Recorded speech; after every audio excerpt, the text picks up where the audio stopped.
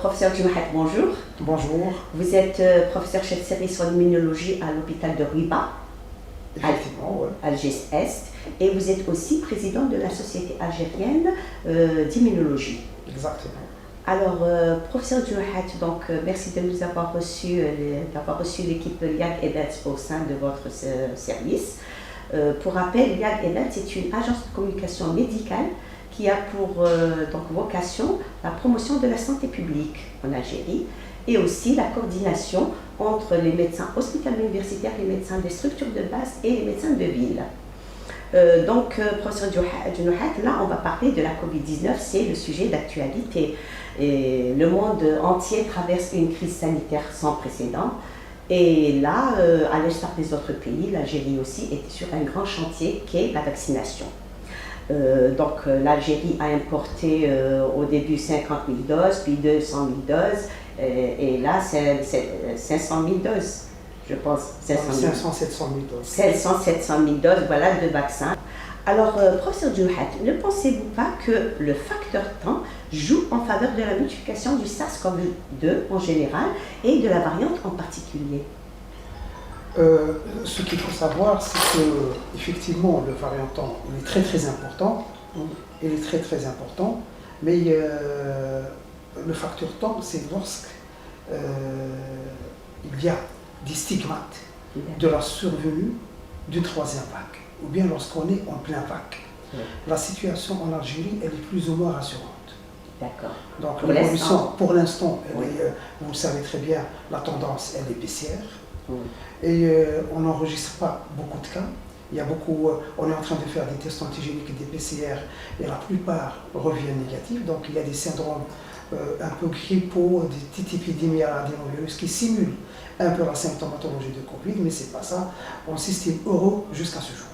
Mais on doit maintenir. Excusez-moi, il y a eu des variants en Algérie. Exactement. Ils ont été détectés grâce au séquençage. Donc c'est clair, net et précis.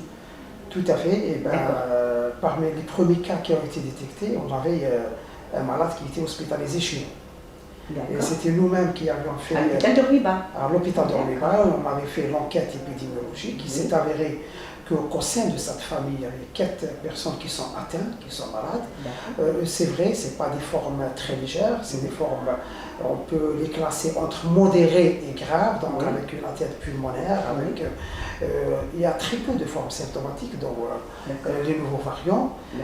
On doit se méfier, mais je pense qu'on est toujours dans la situation épidémiologique de cas sporadiques et non pas de cluster. D'accord, très bien, jusqu'à présent. Exactement. Tant mieux, pourvu que ça dure.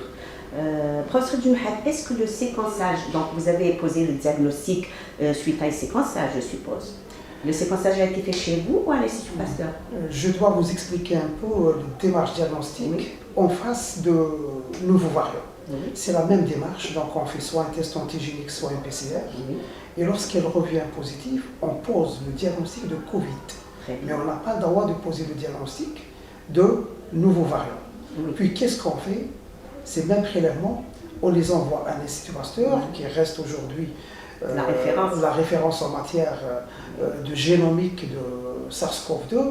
Eux, avant de faire la PCR, le séquençage, ils refont une autre PCR. Qui s'appelle non, pas du tout, pas pour confirmer. Pourquoi? La confirmation, elle est déjà faite ici. C'est une PCR qui détecte le gène S en plus de ce qu'on détecte comme autre gène. Et s'il trouve le gène S positif, c'est le gène qui code pour la protéine, c'est ça? Exactement, c'est le gène qui code pour la protéine S. S'il est toujours présent, ils ne font pas de séquençage. C'est les variants anciens. Par contre, s'ils trouvent que les gènes qu'on explore, soit le E, soit le N, soit les autres gènes, sont présents et le S il est absent, et dans ce cas-là, ils disent qu'il y a une forte suspicion de nouveaux variants. Ils doivent le passer systématiquement en séquençage, qui est une technique un peu lourde, qui nécessite au moins 3 jours pour nous rendre le résultat, non pas pour le diagnostic de Covid, le diagnostic a été déjà fait, mais pour nous orienter vers la présence de ce nouveau variant. Donc c'est grâce au séquençage qu'on peut étiqueter l'origine du variant. On ne peut pas parler de nouveaux variants sans faire le séquençage. Mais le diagnostic de Covid, on le pose sans le séquençage. D'accord, parfait.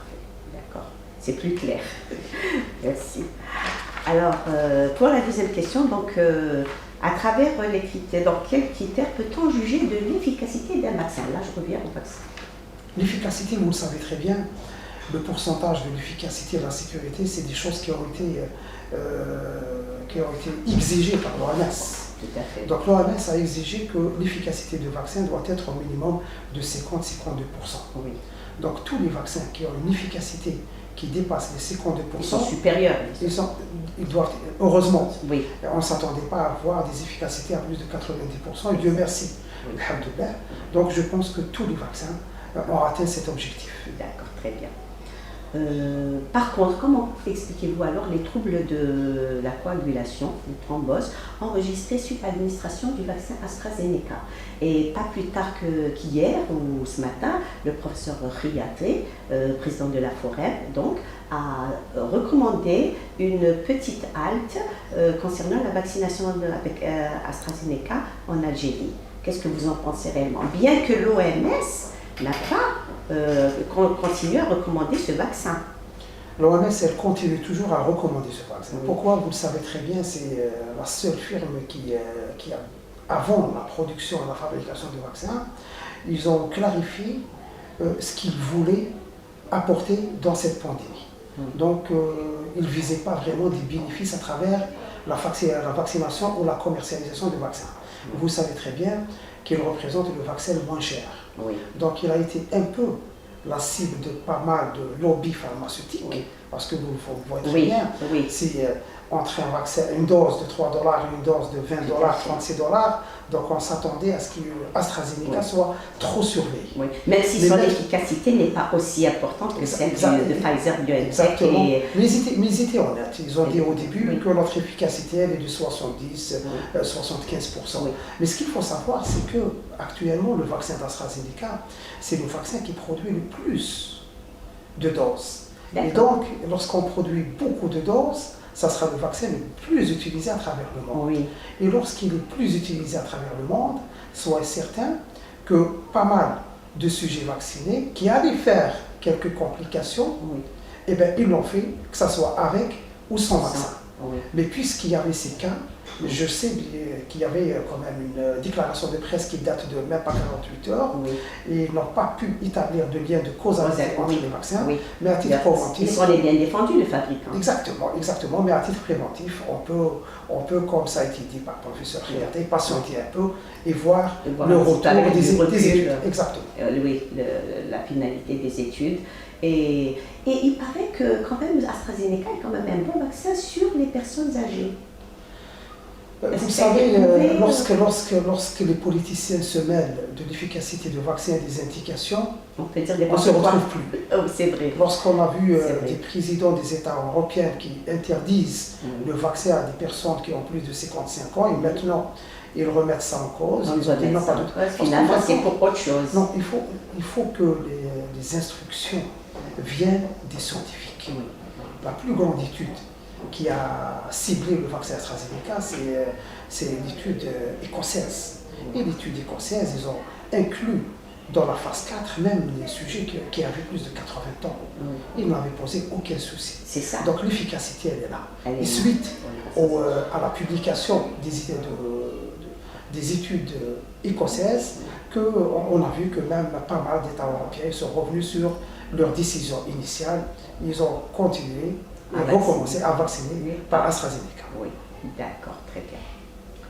Alors, grosso modo, je ne vais pas vous prendre beaucoup de votre temps, mais c'est juste pour nous expliquer un petit peu les différences qui existent entre, alors nous avons le Pfizer-BioNTech, AstraZeneca, Moderna, Johnson & Johnson, Sputnik, donc toute cette gamme de vaccins. Quelles sont donc les différences qu'il y a entre ces vaccins-là, le nombre de doses aussi et leur efficacité?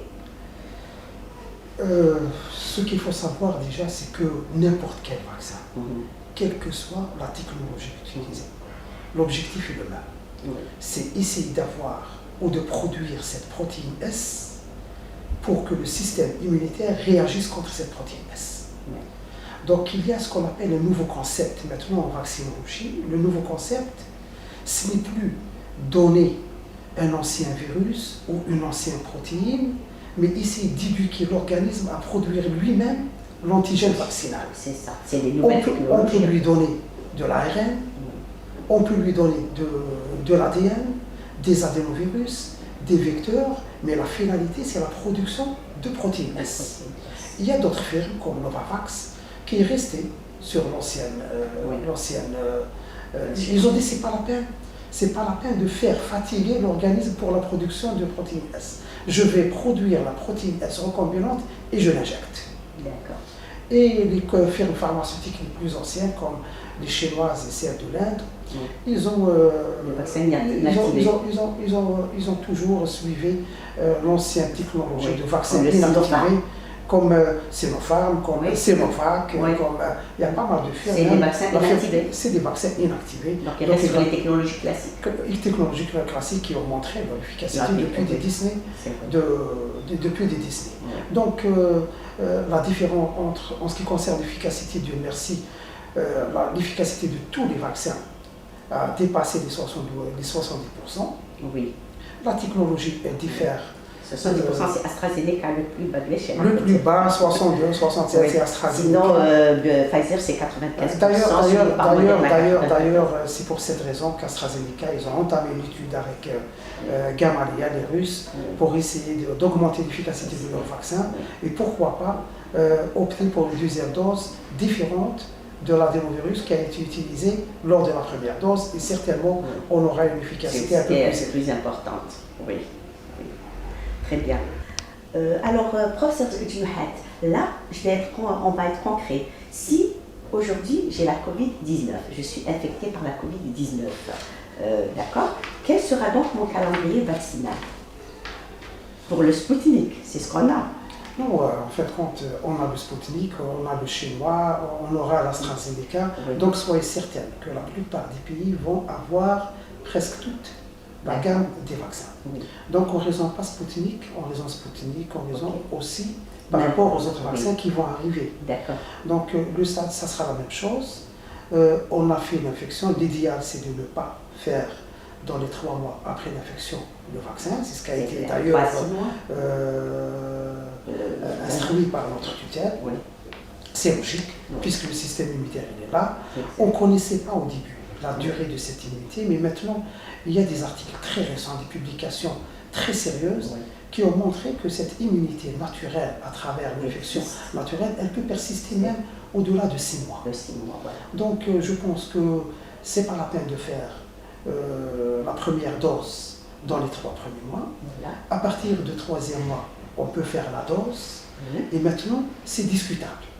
Est-ce que des sujets qui ont déjà fait l'infection doivent recevoir une autre ou non? Oui. Donc je donne... Le cas de Pfizer, non. Pardon? Pour Pfizer, la Haute Autorité de Santé a donc préconisé le schéma suivant. Pour celui qui a déjà contracté la Covid-19, la première injection de vaccin fait office d'injection de rappel. Donc, se limiter à une seule injection. Mais c'est pas pour des raisons économiques. Mais croyez-moi qu'en fin de compte, il y a des études sérieuses qui ont montré que lorsqu'on fait le premier vaccin à des sujets qui ont contracté le virus, et on compare leur réponse par rapport à ceux qui n'ont pas été en contact avec ce virus, elle est plus importante. Et là, on a constaté que la première dose du vaccin dépasse l'efficacité de la deuxième dose chez des sujets qui n'ont jamais contracté le vaccin. D'ailleurs, c'est pour cette raison, probablement, il y aura avec le temps des instructions de l'OMS ou bien des institutions de santé à travers le monde pour aller vers une seule dose pour les sujets qui ont fait déjà l'infection. Par contre, ce qu'il faut savoir, c'est que la réponse immunitaire, elle est dose dépendante. Donc même si la personne, on lui fait une deuxième dose, ça ne peut que rebooster et renforcer le système immunitaire. C'est pour ça que je vous dis, c'est peut-être pour des raisons économiques que... Possible parce qu'en fin de compte, pas pour des raisons économiques, mais beaucoup plus par rapport à la pénurie mondiale, par rapport à l'acquisition des vaccins.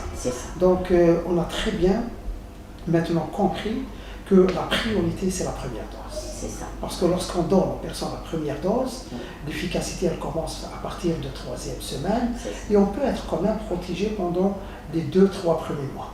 Donc on préfère, maintenant il y a pas mal de pays qui ont priorisé la première dose par rapport, il vaut mieux faire bénéficier le maximum de la population de la première dose et puis on fera la deuxième dose. Oui. Mais vous le savez très bien, c'est des recommandations des sociétés savantes, oui. Donc ça reste toujours, et c'est pas d'ailleurs, c'est pas adopté même par les firmes pharmaceutiques. Oui. Il y a des firmes pharmaceutiques qui ne veulent pas prendre de risques.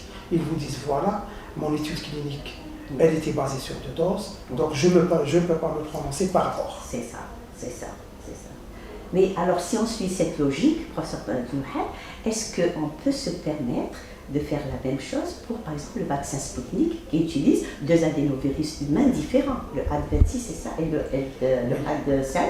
Étant donné que c'est 2 adénovirus différents, est-ce qu'on peut se permettre de ne pas faire la deuxième injection de rappel, sachant que le plateau est quand même atteint vers la 35e semaine. Voilà. Oui, en fin de compte, lorsqu'on vaccine par 2 adénovirus différents, oui. L'objectif c'est de ne pas stimuler le système immunitaire contre les adénovirus. D'accord. Le plus important, c'est essayer de produire une réponse immunitaire contre ce que l'adénovirus contient. Donc, quel que soit l'adénovirus, que ce soit l'adénovirus 26 qui est injecté dans la première dose, ou bien l'adénovirus 5 qui est injecté dans la deuxième dose, ce qu'il va sécréter, produire, c'est la même protéine, c'est la protéine S. Donc, les Russes, ils ont essayé d'utiliser 2 adénovirus différents juste pour essayer d'éviter une éventuelle réaction immunitaire indésirable contre l'adénovirus. Parce que c'est pas l'objectif de vaccin. C'est pas une réponse immunitaire anti-adénovirus, mais plutôt contre ce que l'adénovirus va produire. Oui, d'accord. Alors, une question qui me taraude de l'esprit. Là, c'est personnel, je ne l'ai pas compris. Il y a une petite discordance pour le Sputnik. Donc, selon les résultats des études communiquées par un groupe d'experts indépendants de la revue britannique Lancet, ils ont donc chanté les louanges en quelque sorte du vaccin Sputnik vectorisé en disant qu'il fait quand même partie des vaccins les plus efficaces, comme aux côtés de Pfizer-BioNTech et donc Moderna, 94%, Pfizer-BioNTech 95% et bien sûr le Sputnik 91,6%. Et ils disent aussi que le Sputnik est aussi très efficace sur les formes symptomatiques et chez les personnes âgées. Par contre, d'un autre côté, j'ai vu les recommandations un petit peu du fabricant russe, donc les laboratoires Gamaleya, et dans leurs recommandations, je retiens ceci. Donc, il est efficace il est préconisé jusqu'à 60 ans, il ne doit pas être utilisé pour les femmes enceintes et surtout dans le cas de maladies sous-jacentes. Là, il y a une petite discordance. En fin de compte, ce n'est pas la discordance, c'est faire la différence entre les résultats de la phase 3 et maintenant ce qu'on assiste durant la phase 4. Oui. Donc effectivement, ce qu'il faut, si on compare le Sputnik qui utilise les adénovirus convecteurs par rapport aux autres firmes qui utilisent à peu près les mêmes technologies comme AstraZeneca, c'est l'adénovirus, comme Johnson & Johnson, qui a utilisé l'adénovirus 5, qui est utilisé lors de la deuxième dose. C'est une monodose de Johnson & Johnson. Johnson & Johnson, c'est une monodose avec une efficacité de 72%. Ils vont commencer les études cliniques en mars avec une deuxième dose pour essayer d'augmenter un peu l'efficacité de leur vaccin. Donc, je reviens un peu sur cette contradiction entre les déclarations de Gamaleya et les scientifiques. En fait, ce n'est pas une contradiction. Gamaleya, ils étaient très honnêtes. Les Russes disaient voilà, la population qui a été incluse dans notre étude, il n'y avait pas de femmes enceintes, il n'y avait pas de sujets très âgés. Donc, on ne recommande notre vaccin que pour la population incluse. Qui a été incluse dans les études. Exactement. Par contre, maintenant, sur le terrain, ce qu'on est en train de constater, c'est que c'est un vaccin qui est quand même efficace chez les sujets âgés. On a donné des sujets qui ont 80 ans, 75 ans, il s'est avéré qu'il est très très efficace. C'est comme ça que l'Algérie, exactement, tout le monde. Exactement. D'accord. Ok, donc c'est rassurant. C'est rassurant. D'accord, très bien.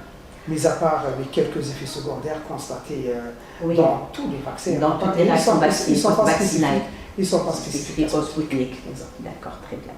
Donc, à propos des nouveaux variants, et d'une éventuelle troisième vague, donc, est-ce que les mesures barrières classiques, c'est-à-dire port de masque, aération, distanciation, etc., est-ce que vous pensez qu'elles sont efficaces ou doit-on avoir recours au tracing et pourquoi pas au séquençage aussi? Donc, pour répondre à votre question, il y a deux volets. Il y a le volet théorique. Oui. Théorique, c'est toujours les mêmes mesures barrières qu'on doit respecter. Il y a des mesures un peu, si je peux me permettre, pratiques, un peu spécifiques de la population algérienne. Et malheureusement, on a constaté que l'Algérien est un peu indiscipliné par rapport... très sceptique par rapport aux mesures préventives. Oui. Dans ce cas-là, j'insiste sur un point qui est un point très très important. Si on arrive à maintenir le port de masque, ça va, toi et moi, ça va stopper la propagation du virus, d'autant plus qu'on est, comme je l'avais déjà dit, alhamdoulilah, dans le déclin de la pandémie chez nous. Donc maintenant, les nouveaux variants, il y a des nouveaux variants, il y aura des nouveaux variants, et Dieu seul sait, est-ce que vraiment la deuxième vague qui était très virulente en Algérie, est-ce que ce n'était pas dû à un variant spécifique qu'on ignorait parce qu'on n'avait pas fait le séquençage à l'époque? Donc je ne peux pas répondre. Comme je pensais qu'il y a certains pays qui sont champions dans le séquençage, comme les Danois et tout. Les Danois, c'est maintenant, ils sont arrivés à 20%, mais les Américains, ils sont parmi les derniers pays qui font le séquençage. Juste après les Danois, c'est les Britanniques, puis arrivent les autres pays, mais ils sont rares les pays qui font le séquençage. Par rapport au séquençage, par rapport à ces nouveaux variants, déjà on s'estime heureux par rapport à l'efficacité du vaccin. Pour le variant britannique, la plupart des vaccins restent quand même efficaces. Ils perdent 5 à 10% de l'efficacité, mais c'est pas comme le Sud-Africain. Le Sud-Africain, on avait un peu l'avantage d'avoir deux géants pharmaceutiques américains qui ont inclus la population du Sud-Afrique dans les essais cliniques. Ils ont pu comparer quand même l'efficacité chez la population qui était infectée par les nouveaux variants, le sud-africain et l'autre. On a quand même des résultats très intéressants. Il y a Johnson & Johnson qui a vu que l'efficacité de son vaccin était de 72%. Et lorsqu'ils ont testé cette efficacité, ils ont évalué cette efficacité contre le nouveau variant sud-africain, il s'est avéré qu'elle a baissé à 57%. AstraZeneca aussi. AstraZeneca aussi, mais il y a aussi Novavax. Novavax qui utilise la protéine recombinante avec une efficacité qui dépasse 89%, mais lorsqu'on a essayé pour le nouveau variant britannique, elle était de 86-85, toujours très efficace. Par contre le nouveau variant sud-africain, elle a baissé à 60%. Donc on voit très bien qu'elle a perdu plus de 34% de son efficacité. Mais ce qui est rassurant, c'est que, comme je l'avais déjà dit au début, l'OMS a exigé dès le début que l'efficacité doit dépasser les 50 à 52%. Et jusqu'à maintenant, même en face de ces nouveaux variants, l'efficacité de tous les vaccins, elle dépasse le seuil qui a été fixé par l'OMS. Qu'en est-il du nouveau variant nigérian? Le nouveau variant, pas nigérien, nigérian, qui vient de Nigeria. Oui, c'est ça. De Nigeria, c'est un nouveau variant qui ressemble sur le plan transmission au variant britannique, donc il se transmet très rapidement. Sur le plan résistance au vaccin, il ressemble au variant sud-africain. Oh là là. Il résiste quand même à quelques vaccins, mais j'ai dit que malgré cette résistance, les vaccins restent quand même efficaces. Elle reste efficace. Sur le plan gravité, les études n'ont pas encore publié leurs résultats. Donc, est-ce qu'il est plus grave, pas plus grave, je ne sais pas. On doit patienter 6 jours ou bien 6 semaines. En ce qui concerne la transmissibilité, il est plus transmissible comme le variant britannique. par rapport aux résistances, il ressemble au variant sud-africain. Et sinon, la conduite à tenir est toujours la même. C'est toujours la même. En fin de compte, normalement, on doit durcir un peu les mesures préventives. On est passé dans quelques pays, par exemple, pour la distanciation physique, de 1 mètre, 1 mètre et demi à 2 mètres pour ces nouveaux variants. Oui. Mais c'est très très difficile de l'appliquer chez nous. Oui. Si on reste, on maintient au moins le port de masque. Déjà, la distanciation, on est pas mal. Tout à fait, parce que là, on est passé de l'autre côté de la barrière, malheureusement, quand c'est par rapport à la prévention. Exact. Professeur Djenouhat, on a parlé d'un traitement, un anticorps monoclonal, donc comme traitement de la Covid-19. Est-ce que c'est toujours à l'état expérimental ou ça a été déjà testé sur, il y a eu des essais dans ce sens? Pour être honnête, oui. Moi personnellement, je suis contre l'utilisation de ces anticorps monoclonaux dans le traitement. C'est une biothérapie, non? C'est une biothérapie. Oui. C'est une biothérapie qui a montré son efficacité. Dans les maladies auto-immunes. Mais il y a un grand mais. C'était efficace avant le nouveau variant. Parce que le virus, il avait la même structure et la protéine S, on l'a ciblée pour que le virus ne pénètre pas dans la cellule. D'accord. Ça, c'est dans les pays très développés qui peuvent se permettre de cibler une population très vulnérable pour prévenir la survenue de formes sévères. Oui. Chez nous, vous connaissez très bien la mentalité de l'Algérien. Exact. On vient toujours à un stade un peu tardif. Oui, malheureusement. Et comme la plupart des mutations touchent actuellement la protéine S, on risque d'avoir un anticorps monoclonal très cher qui n'est pas efficace du tout. C'est ça. Donc moi personnellement, je suis contre l'utilisation de ces anticorps monoclonaux contre un virus qui mute continuellement. Continuellement. Déjà que même pour les biothérapies classiques, l'Algérie les préconise en milieu hospitalier. Mais ça fait toute la différence. Dans les biothérapies classiques, on cible des structures antigéniques fixes sur le plan structure. Oui, c'est vrai. Ça, dans le Covid-19, c'est tout à fait l'inverse. On est en train de cibler une protéine qui change de forme et qui risque de ne pas être reconnue par l'anticorps monoclonal. C'est ça. Donc je préconise. Je ne vends pas la chandelle en quelque sorte, en tout cas pas pour l'instant. Oui, et on est loin du compte. Par contre, la vitamine D, il paraît que la vitamine D limiterait l'orage immunitaire, l'orage cytokinique, pardon. Et paraît-il, elle est efficace sur les formes graves. Est-ce vrai, est-ce faux? La vitamine D, elle a 2 effets.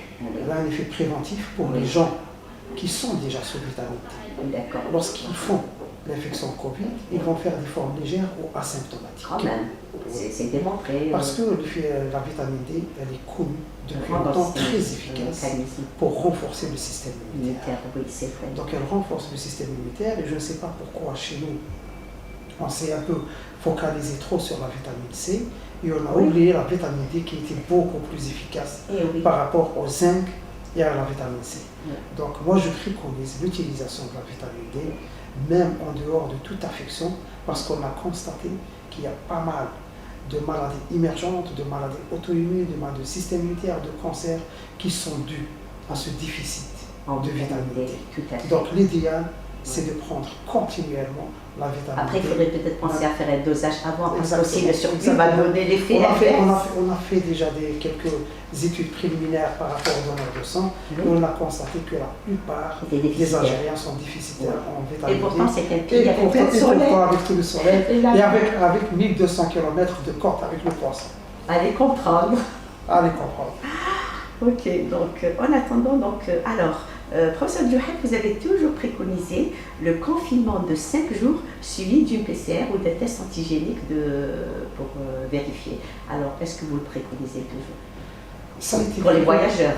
Pour les voyageurs, on le maintient toujours. On le maintient toujours. C'est applicable.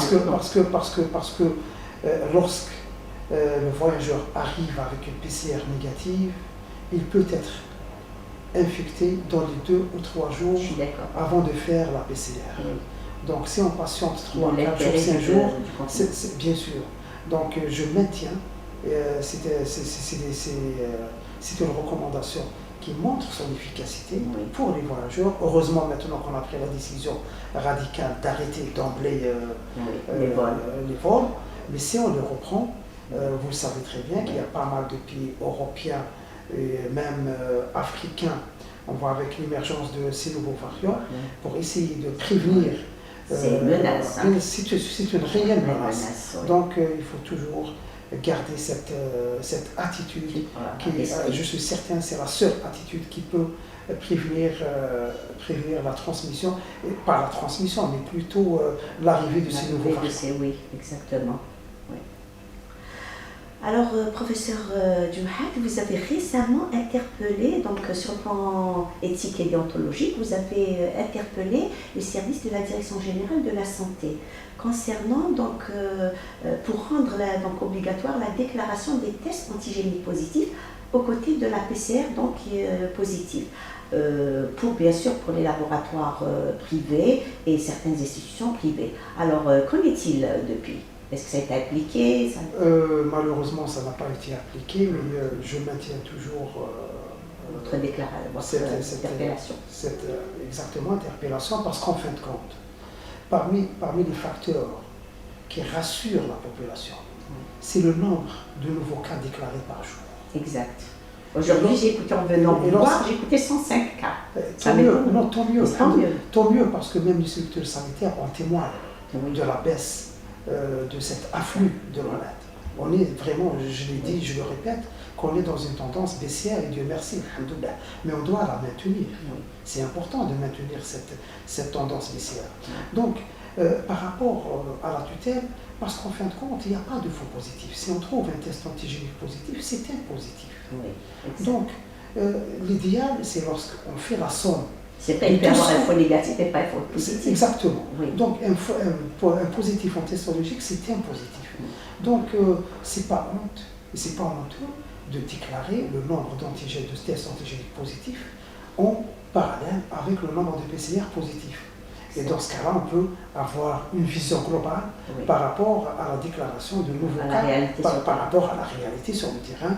Et je pense qu'on sera probablement, pas très loin, mais probablement dans les 400, 500 nouveaux cas jour.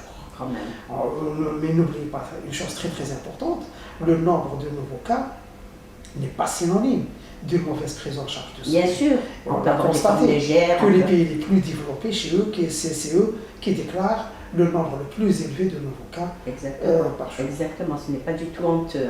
Bien au contraire. Pour moi, ça prouve que c'est qui fonctionne et qui déclare. Exactement, tout à fait.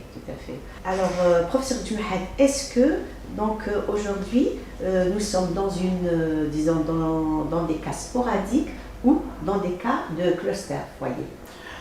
Pour les nouveaux variants. Je pense qu'on est dans des cas sporadiques. Toujours, on n'est pas dans des clusters exactement. D'accord, très bien. Avez-vous enregistré des cas de réinfection De réinfection à l'hôpital d'Ormiba, on a enregistré quand même 4 ou 5 cas parmi les personnes exerçant au sein de notre structure. D'accord. Donc il y a quand même des cas de réinfection. Ce qui est intéressant, et on n'a pas encore vu d'études par rapport à ça, parce qu'en fin de compte, il y a pas mal de gens qui ont contracté le virus, mais il y a une minorité qui peut faire une réinfection. Et pourtant, c'est la majorité qui était encore en contact exposée et en contact avec le virus. Donc je suppose qu'il y a au moins 90 à 95% qui ont contracté le virus, qui restent immunisés et qui vont répondre par une forme asymptomatique. Il y a une minorité qui va faire des symptômes. Et si vous vous rappelez, ça fait 3 mois, j'ai dit que lorsqu'ils font des symptômes, c'est des symptômes modérés, mais c'est avéré ces derniers cas que ceux qui ont fait des réinfections, c'était des symptômes oncologiques plus sévères par rapport à la première forme. Donc on a des patients qui ont toujours des séquelles à ce jour-là, et on doit étudier le profil immunologique et génétique. Pourquoi cette catégorie elle est susceptible à faire des réinfections. Et même des formes plus graves. Exactement. Et professeur Djouhad, vous avez remarqué donc ces cas de réinfection. Combien de temps après la première infection? On a eu un cas 3 mois avant la première infection et les autres c'est 4-5 mois. 4-5 mois, voilà, bien que les études récentes ont montré qu'on peut rester immunisé jusqu'à 6 mois, et la dernière étude qui a été publiée dans Science jusqu'à 8 mois, Mais il y a toujours des personnes qui restent susceptibles. Exactement. Le système immunitaire n'est pas le même pour le système immunitaire est surtout le fond génétique qui diffère de personne à une autre. Oui, c'est vrai. Donc, professeur Djumahad, par rapport au séquençage, pensez-vous qu'il serait souhaitable donc là je m'adresse, je parle des laboratoires privés, est-ce qu'il est souhaitable qu'ils s'investissent dans l'achat de séquenceurs et aussi la formation de leur personnel? Pour le séquenceur, je pense que pour le privé, il ne faut pas aller vers le séquenceur, parce que le privé, il a toujours l'esprit de ce qu'on appelle la rentabilité. Oui, le séquenceur n'est pas rentable dans un laboratoire privé. Par contre, si on peut aller vers généraliser les nouvelles PCR qui détectent le gène qui code pour la protéine S, et on aura vers la détection, au lieu de 2 gènes, le 3e gène, on peut un peu diminuer la pression par rapport à l'Institut Pasteur. On envoie à l'Institut Pasteur que les malades qui ont des PCR avec les 2 gènes positifs et le spike négatif. Chez ces cas, on suspecte fortement l'apparition d'un nouveau variant. Par contre, si on fait une PCR et on trouve que tous les gènes sont là, ce n'est même pas la peine de l'envoyer à l'Institut Pasteur et on peut être certain qu'on n'est pas en face de nouveaux variants. Donc le séquençage en privé, c'est pas rentable. C'est pas rentable, oui. Après, il y a combien de séquenceurs à travers le territoire national? Peut-être 3 ou 4, non? Honnêtement, je sais qu'il y avait il y a Mustapha, il y a Oran, il y avait Constantine, il y avait un Institut Pasteur, il y avait 3 séquenceurs à l'Institut Pasteur, mais je pense qu'il y a quand même pas mal de laboratoires de recherche qui ont acquis ces séquenceurs. On peut avoir le nombre exact si on sollicite la direction de la recherche. Parce que la plupart des séquenceurs ont été financés par la direction de la recherche. Malheureusement, il y a pas mal de séquenceurs, d'après des échos comme ça, qui ont été achetés avec des prix colossaux. Ça dépasse les 2 milliards de séquenceurs qui sont toujours dans les cartons. Dans les cartons, voilà. D'après vous, faut-il arrêter quand même de stigmatiser le secteur privé en l'impliquant davantage, donc ne serait-ce que dans cette lutte, la lutte donc, contre la Covid-19, et donc en allégeant les mesures, les contraintes fiscales, etc. Je parle là beaucoup de laboratoires pharmaceutiques qui ont quand même beaucoup de bonne volonté pour essayer de s'investir plus. Qu'est-ce que vous en pensez? Pour être honnête, pour parler de la fiscalité, ce n'est pas mon domaine. Oui, donc je ne peux pas me prononcer par rapport à cela, mais par contre, il faut favoriser, avantager et encourager le secteur privé. Parce qu'en fin de compte, vous le savez très bien, si vous partez dans les hôpitaux maintenant, dans les grands CHU, il y a peu d'hôpitaux qui font les tests antigéniques sans parler de la PCR. Heureusement que les labos privés sont là. Vous le savez très bien qu'il y avait une grande pénurie de dédimètres dans les structures hospitalières. Heureusement que les labos privés sont là. Donc soyez certaines que les paramètres, malheureusement je le dis, les paramètres effectués et trouvés dans le secteur privé sont beaucoup plus importants par rapport à ce qu'on a dans le secteur public. Il faut les encourager pour aller ces histoires de contraintes fiscales et tout, pour aussi, si on veut avancer en quelque sorte. Exactement. Professeur Djumahad, alors là c'est ma dernière question. Quel est d'abord votre message par rapport à la population et quel est aussi votre message par rapport à votre tutelle? Le message par rapport à la population, c'est toujours la prévention. C'est la prévention et j'insiste sur l'élément le plus important, c'est le port de masque. C'est très important si on veut vraiment prévenir la propagation de ces nouveaux variants. Par rapport à la tutelle, je pense que si on se compare par rapport au secteur sanitaire à travers le monde, nous pouvons dire que l'Algérie a bien géré la Covid. C'est vrai, le résultat est là. Ce qui se passe ailleurs, c'est la Je vous donne un petit exemple de l'hôpital d'Orléans. Le malade, il vient, il trouve sa place. Le médicament, il est gratuit. On a essayé de faire des ponts avec quelques cliniques privées, je tiens à les remercier, pour faire des scanners privés pour ces malades. C'est vrai. Même en ce qui concerne la bouffe, ils ne mangeaient même pas la bouffe qui vient de l'hôpital. On leur a mis, il y avait des traiteurs qui donnaient des repas gratuitement aux malades. Donc je pense que c'est une prise en charge qui était idéale pour un malade Covid. Certainement, il y avait un certain temps où les hôpitaux étaient saturés et ce n'était pas spécifique de l'Algérie. L'Algérie, de toute façon, est connue pour sa solidarité dans ces moments. Dieu merci, ça, c'est une qualité. On l'a vu et on l'a constaté. Maintenant, il ne faut pas prendre à la légère la déclaration des nouveaux variants par rapport au tracing. C'est ça. Donc à chaque fois, il y a des nouveaux variants épidémiologiques qui doivent travailler. Donc, je pense qu'il y a quand même une équipe au niveau de la direction de la prévention qui est chargée de ça, qui est en train de faire les enquêtes et d'envoyer, essayer de les cerner, de les canaliser pour prévenir la propagation de virus. Et j'espère, Inch'Allah, qu'on verra des jours meilleurs le plus tôt possible. Eh bien, merci beaucoup, professeur Djoumahat, pour tous ces éclaircissements que vous nous avez apportés. Et on compte de toute façon aussi sur vous pour aider donc à continuer donc, votre travail dans la lutte contre la Covid-19. Inch'Allah, on va pouvoir s'en sortir. Inch'Allah. Merci beaucoup, professeur. Merci.